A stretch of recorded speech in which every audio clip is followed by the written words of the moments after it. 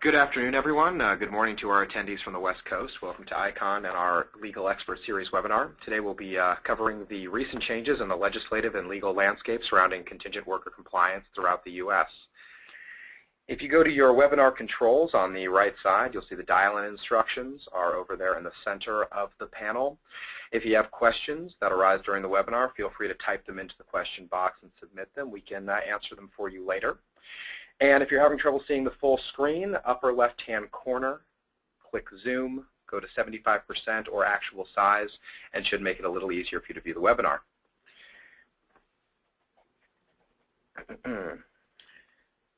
As you can see from our profile photo there on the right, I've been flying around the country focusing on state-by-state changes in employment law and worker classification, as well as nationwide trends in the hiring of independent contractors. Companies continue to be uncertain right now, given the strength of the economy and the pace of the recovery, and have been reluctant to hire permanent employees. Instead, they've been hedging their bets with short-term help and contingent workforce. Historically, this has been a recurring trend following most recessions. Temporary service industry added nearly 500,000 workers and accounted for 91% of total non-farm growth from June 2009 to June 2011. My name is Michael Visconti. I'm the Director of Business Solutions here at ICON, and I'm also here to introduce you to Jessica Kleinschmidt, our Senior Compliance Analyst and Corporate Counsel. And she will be doing the walkthrough of our Legal Expert Series webinar. Jessica has been at the forefront of our compliance initiatives and spearheaded countless risk assessments for our clients over the years. She hails from the University of Texas at Austin Law School and Stanford Law, has a dedicated 100% of her legal career to independent contractor compliance, wage and hour law, labor laws and regulations. We thank you again for joining us today, and we will reserve time at the end of the webinar for your questions and comments. So without further delay, let me yield the floor to Ms. Kleinschmidt. Thank you, Michael. Welcome, everyone. I want to start off by previewing the topics we'll be covering today. It follows pretty closely to the description you received via email and the description when you registered. We're going to start off by doing a regulatory update, and that's going to consist of three main parts. We're going to talk about the collaboration that's been occurring between agencies. This is, kind of a new development over the last couple years. We're going to talk a lot about how active states have been. Aside from federal actions, we've been seeing, in fact, the majority of developments in the last 12 months or so at the state level. And then finally, we're going to talk about a few other considerations in the regulatory landscape that people sometimes overlook when dealing with independent contractors. After we get a good feel for the regulatory landscape and the recent updates even over the last 6 months in this area, we're going to talk a little bit about the key elements for a compliance infrastructure. So, and how that infrastructure is going to enable you to plug and play new regulations and new developments into your compliance program easily. Then we'll have a question and answer session. As Michael mentioned, there is a question feature in the GoToWebinar panel, and we would encourage you to type a question in that question element at any time during the webinar, and we will answer those at the end. So before I go deep dive, I just want to give an overview of what's been occurring over the last decade or so. We saw some ramping up of activity in the 2000s following that landmark Microsoft v. Viscano decision in '97. Again, these developments were mainly by the IRS and by Congress in the form of newly introduced legislation. Then, starting in 2010, we saw the current administration become more active in the area of independent contractor compliance and worker misclassification in general. We saw increased audits, not only by the Internal Revenue Service, but also by the Department of Labor in the various states. As we moved into 2011, we saw even more activity, just really an amplification of the things we saw in 2010. More money, more enforcement personnel, additional lawsuits. And then finally, we've seen a lot of activity in the first month or so here of 2012, not only domestically but internationally as well. We're seeing other Commonwealth countries such as Canada, Australia, and the UK become more and more active in the area of worker misclassification. So as I mentioned in my introductory remarks, there's a new phenomenon occurring in this area of independent contractor versus employee and worker misclassification, and that is that there's increased collaboration between the enforcement agencies. So at the federal level, the primary enforcer in the past has been the Internal Revenue Service. However, we've recently seen the state departments of labor, the state tax agencies, and the state unemployment insurance agencies become more and more involved. Most analysts attribute this involvement to the recession and the fact that those states are really strapped for cash and need to fundraise as a result of the lost revenues. Finally, towards the beginning of 2011, we saw the Department of Labor issue their Plan, Prevent, Protect initiative, and they began themselves doing audits. So these are our three main players. Now, the first thing that happened in the area of collaboration was that the Internal Revenue Service and 37 different states to date entered into information sharing agreements. Now, these information sharing agreements aren't just for the sharing of information, they're also for conducting side-by-side audits. So it's really resulting in the leveraging of personnel.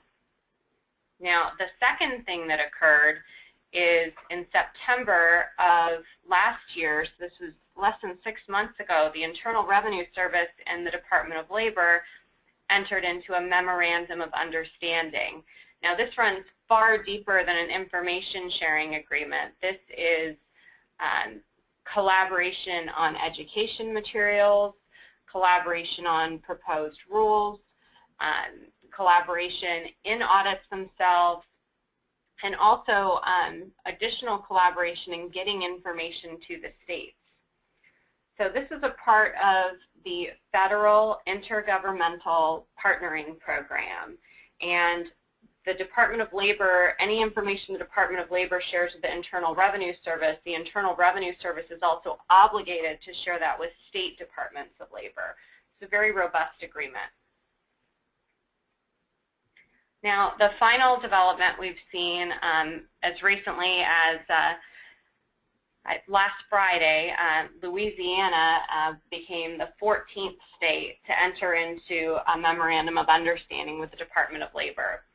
So these, again, very similar to those IRS information sharing agreements, and the result of all of this collaboration is, we have the agreements that started it out, that increased the number of audits we saw.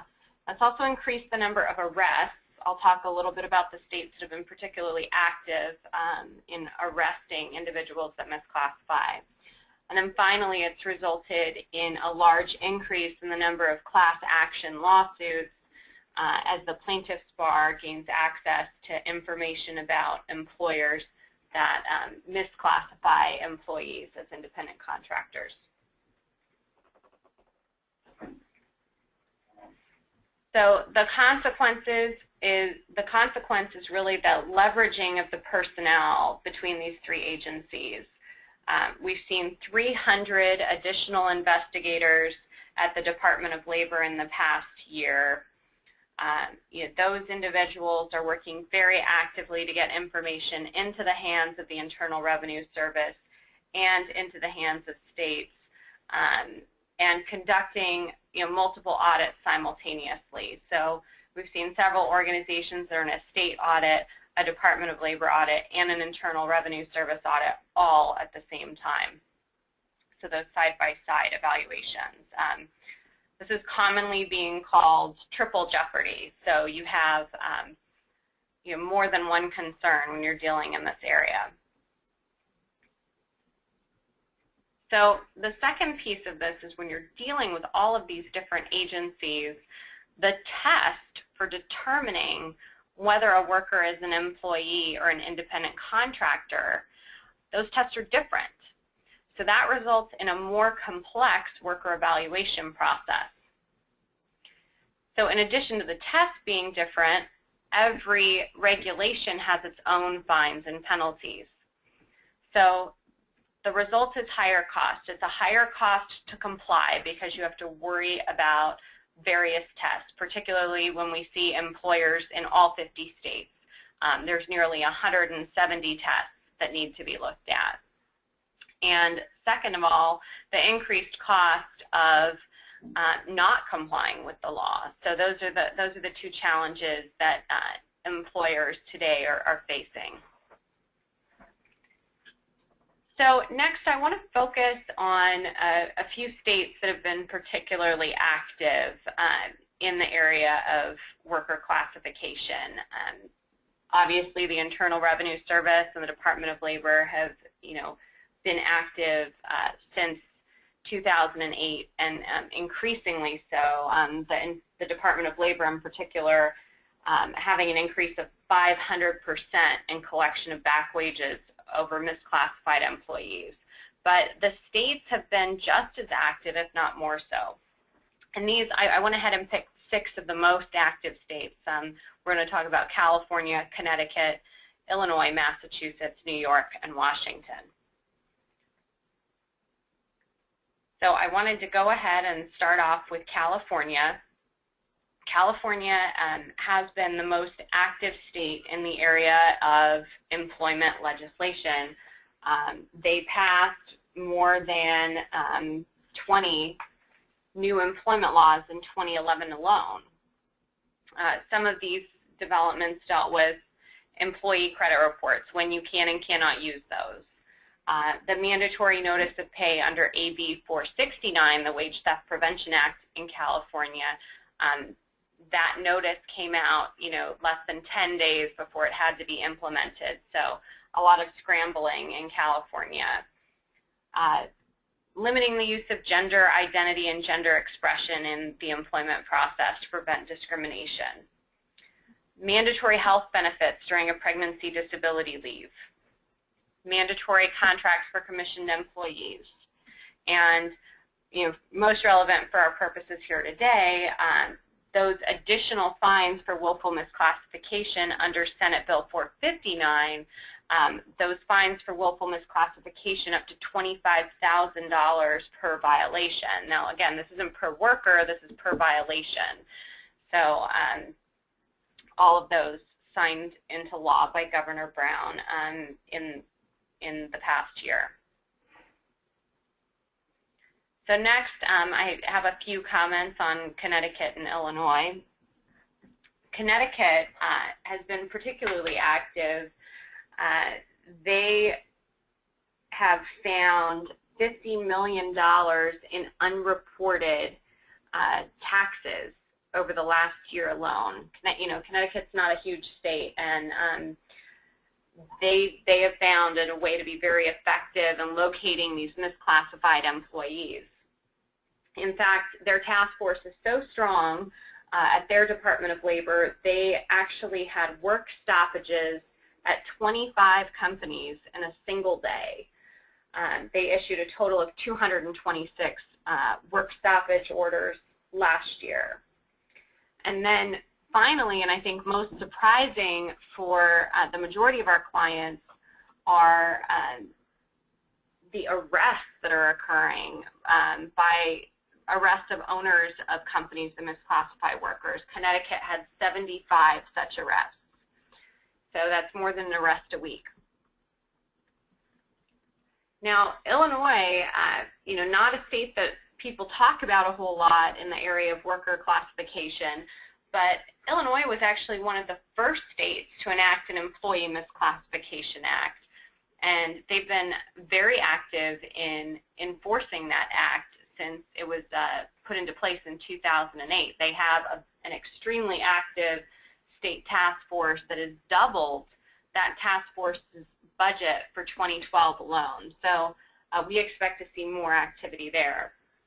They also recently passed a Wage Theft Enforcement Act, very similar to those passed in California, and I'll talk about the one in New York in a minute here.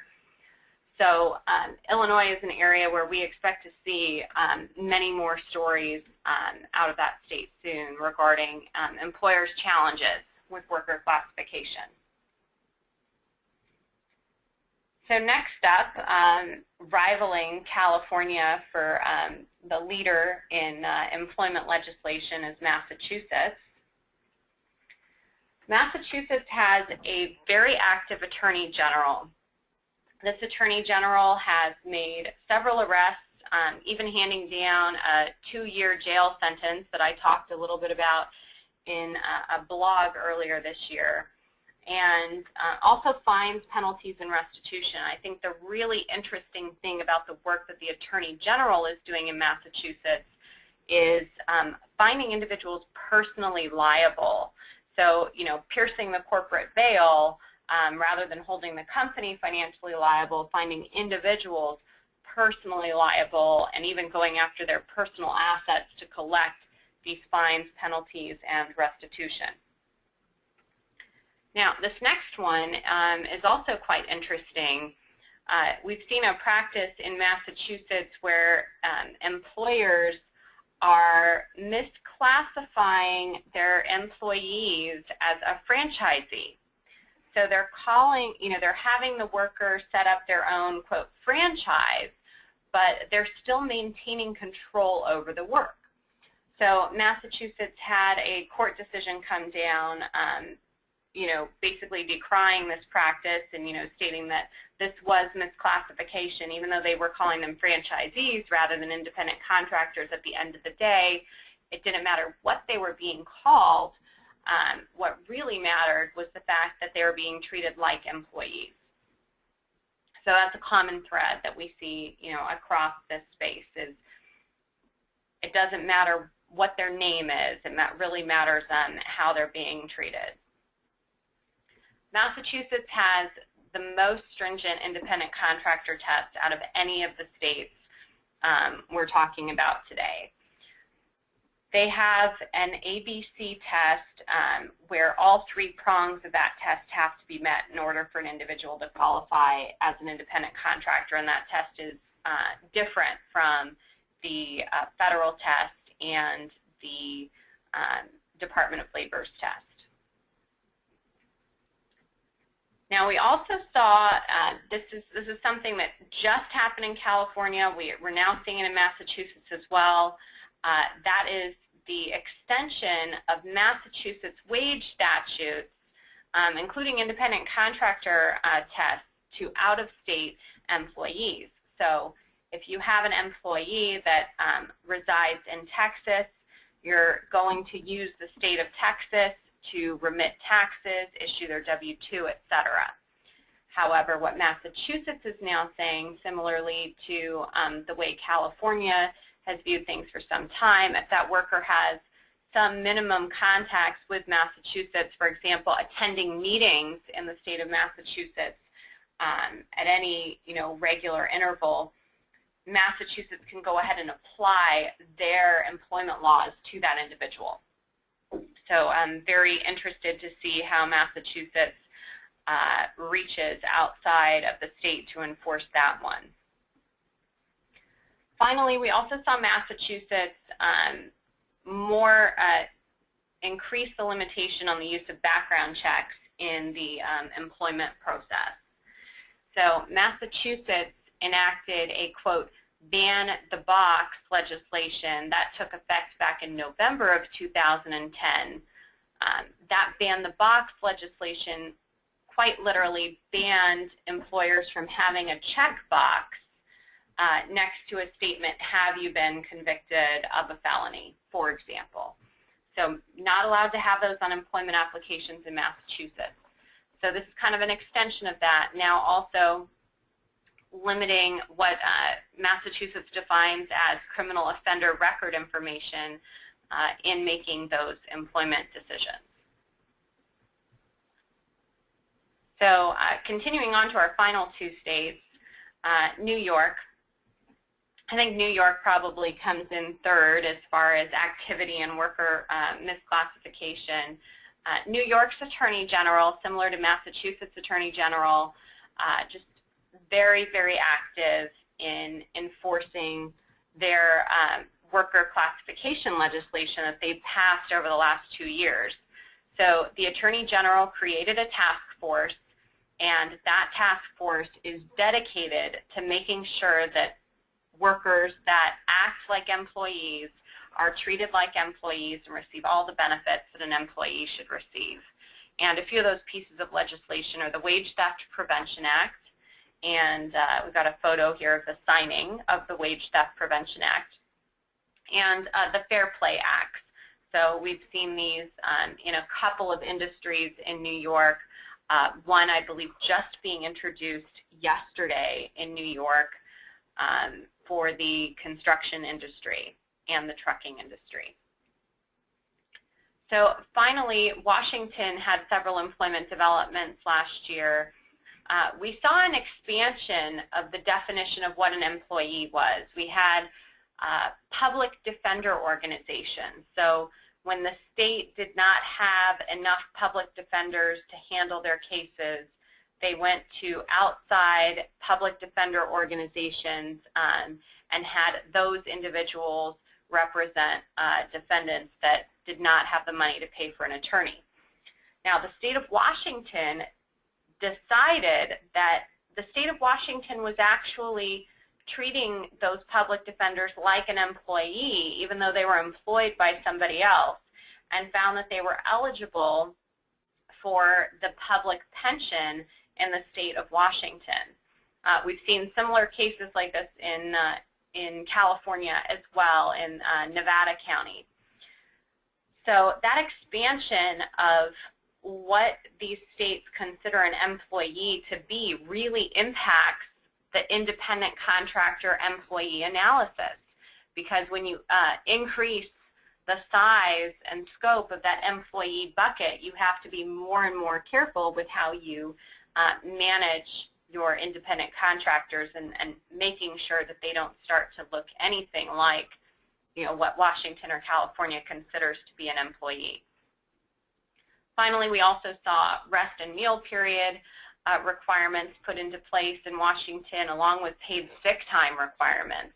These are some very innovative new laws that we see coming off the West Coast. So finally, I want to wrap up with a few other considerations that are not talked about as often. The first one, if you do a Google search for this, you have to be very specific in what you look for. I think AT&T and Apple have done a very good job of trying to bury these two cases. But they're so interesting because for a long time in the area of worker classification law, we've seen the Internal Revenue Service say it doesn't matter if an individual is incorporated or not.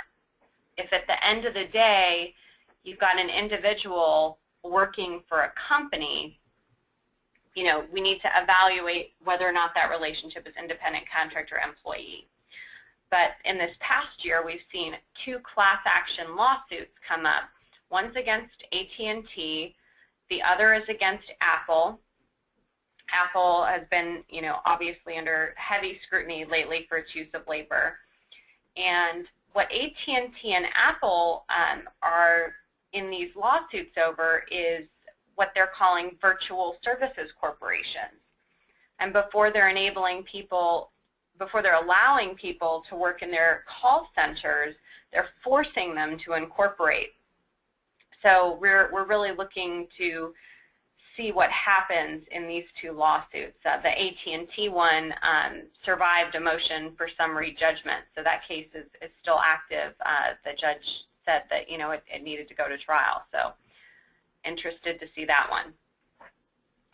Second of all, this has been in the news, in fact, over the last couple of weeks, the role of E-Verify in the onboarding process for all workers that a company touches.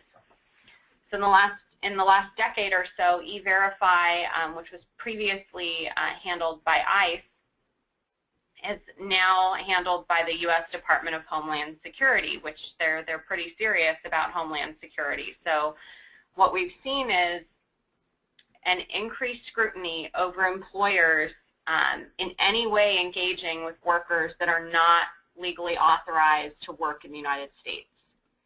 And so at a federal level, we've seen that mandate being pushed down. However, at the state level, we've seen all ends of the spectrum.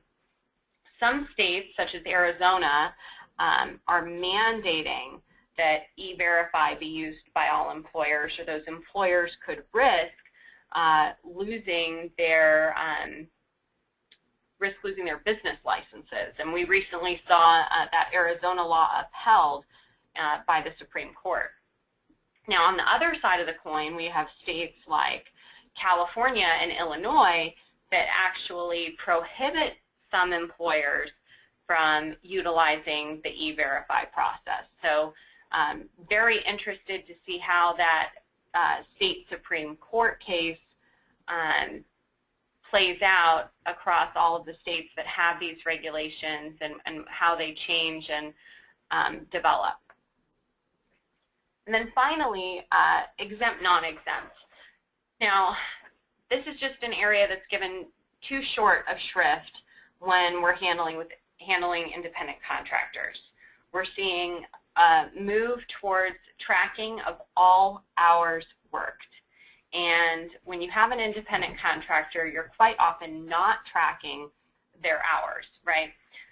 And that's perfectly fine if they're a valid independent contractor. But what most employers don't realize is when you make an individual an independent contractor, at the same time, you're also making them exempt from the Fair Labor Standards Act, or exempt from overtime.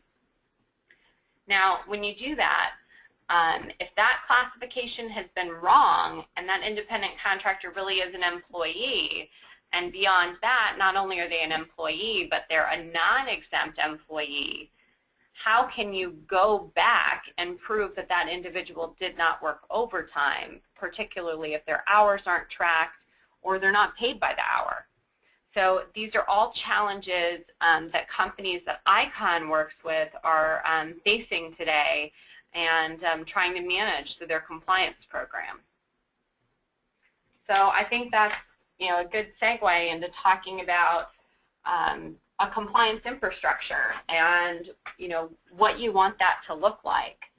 I would say that there are 3 keys to a compliance program's success, especially in light of all of this increased regulation, all of the increased enforcement efforts. It's more important than ever to have the right framework within to handle the changes. So a flexible infrastructure. So starting off that infrastructure with a vetting component, vetting out the relationship. So that's going to be your first key to a successful compliance program. Vetting out that relationship, that process needs to be flexible and capable of being adapted when the law changes. And it needs to take all the federal and state rules and regulations into account. The second key to a successful compliance program is a validation process. It's the status of the worker. Is that worker set up and operating like an independent business, or are they more like an employee?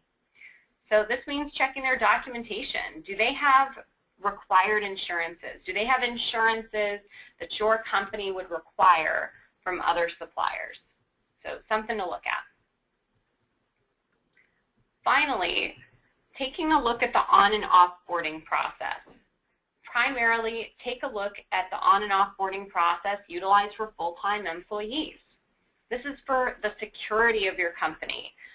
It's going to be in the form of a contract. This should handle things like confidentiality and ownership of intellectual property. Keep in mind, when an employee comes to work for you, there's an assumption that all the work that employee does during their scope of employment is going to end up belonging to you. That's not the same with an independent contractor. You actually have to contract with that individual and say, you are doing this work for me, I'm paying you for it, and at the end of it, I'm going to own it. So that's a really, really important step that a lot of companies overlook. Second, making sure that they get all the proper policies and procedures that you would give to your full-time employees if it deals with health and safety, etc. Training, any kind of company-specific. Now, I'm not talking about training with regards to the work that individual is doing, but if you have a training on where the cafeteria is and when you do fire drills, etc., those are the sorts of things that you probably want your independent contractors to go through as well. Also things like collecting their emergency contact information if that individual is going to be working on site with you. Finally, background screening, particularly if these individuals are going to be on site. Do you know who you're engaging with? This is an area that employers all too often look over. They have individuals on site that have never gone through a background screening, and there's always going to be that what I call the axe murderer example. So finally, out of that security piece surrounding the background screening, there's another aspect of security you have to worry about, and that deals with badging requirements and access to your network. So all of these on and offboarding items are things that you want to look at. So a lot of the companies that I work with and help them to develop that compliance infrastructure struggle a little bit with getting all of these elements included. And I'm going to hand it over to Michael to talk about the fact that you don't have to do it alone. There are experts out there such as ICON, and we're here to help. Thank you again, Jessica. When it comes to contingent workforce compliance, we've spoken to many companies in the industry and found that they fall into three basic categories. One we like to call the lemming approach, where they simply classify their workers the way they always have or follow others in their industry, and hoping that they don't get bit by all of these changes that Jessica has just discussed. And as you can see, there's a lot of changes happening practically on a daily basis when it comes to worker classification. The second category, we call it the DIY, do-it-yourself group, which tends to incorporate it in-house and spend inordinate amounts of time and money allocating this to people who simply don't have that kind of expertise. And the third option is those who engage with an IC compliance partner whose sole responsibility and primary expertise is to keep contractors compliant. One of those is that it's our full-time job to stay ahead of these changing labor compliance laws and regulations, informing our clients of the changes and uncertain landscape of worker compliance. In doing so, we allow clients to utilize a robust contingent workforce and maintain a competitive advantage without the burden of long-term financial training and resource commitments for full-time employees. Our years of experience allow us to flag potential misclassification and quickly and efficiently analyze your existing workforce. Independent contractors can save 20 to 30% over traditional employees given they are engaged properly. As you can tell, as the economy fluctuates, the initiation and termination of short and long-term projects require the implementing of a streamlined process for onboarding and offboarding your contingent workforce. This allows you to balance as changes in demand in your industry and for your company's products and services. It's also crucial that in this time you're able to retain and use key talent in your industry, particularly a compliance partnership which allows your company to retain those highly skilled and specialized independent contractors on an as-needed basis, rather than engaging them in a long-term, costly employment relationship and have them on board when there is simply not a project for them to do and you're simply paying the money down the drain. Now, finally, you're looking at gaining visibility and reporting, which is perhaps the most important aspect of this relationship. An IC compliance partner provides your company with a visible and readily accessible snapshot of your contingent workforce, allowing you to manage risk in a much more efficient company-wide basis rather than in a piecemeal fashion. So you are fully informed of the changes to your contingent workforce, your daily spend, and your forecasted future costs.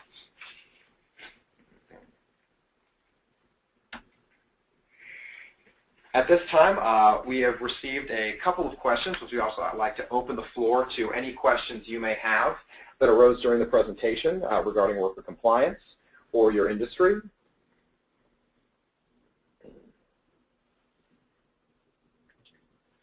I received one here which was asking you, Jessica, about all of these agencies you spoke about having varying fines and varying levels here. It asks, which of them have the highest fines? Which should be the most worried about? Well, I think in the legislation to date, the highest fine we've seen has been out of California with that $25,000 per violation. That's on top of any back taxes, any unpaid overtime, any other unpaid wages or fringe benefits. That's the highest fine we've seen. However, I would caveat that by saying that some people might view 2 years in jail as a bit of a higher fine than $25,000. So we have seen those arrests and jail sentences in Connecticut and Massachusetts. So I think those are kind of the hot spots, so to speak.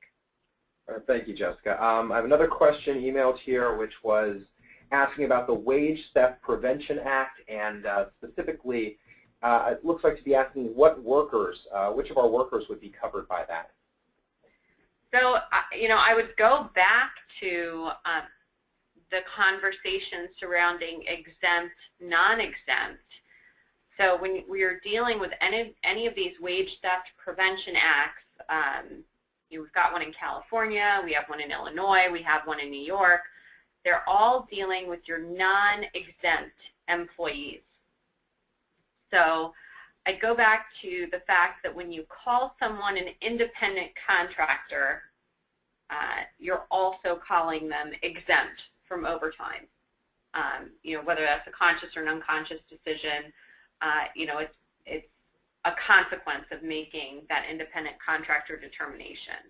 So you have to think about the fact that if for some reason they're misclassified and they are reclassified by one of these agencies as an employee, perhaps even as a non-exempt employee, whether or not you were obligated to provide these Wage Theft Prevention Act notices in the beginning. So that's something that employers are certainly looking at very closely right now. All right, thank you. I have a question here specifically about, from a staffing industry standpoint, that seems to cover several industries, asking which of those industries are most prone to misclassification?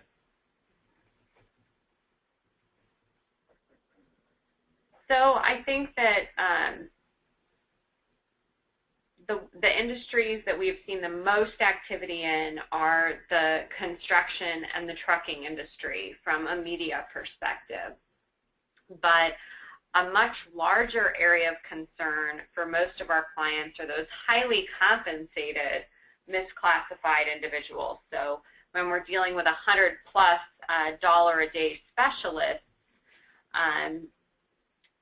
those individuals are quite often misclassified because, again, just because somebody makes, even $200 an hour, that's not going to automatically make them an independent contractor.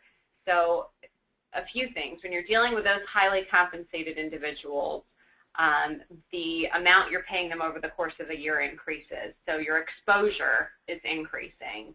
And then second of all, much more likely to have full-time employees doing similar things. And you're going to be subject to more of those co-employment risks, such as, eligibility for benefits, as they go longer term, potentially eligibility for a pension as well. So all things to look at. Gary, we have a question here. Can you further elaborate about the difference between an incorporated person and an individual that is an independent contractor? Absolutely. So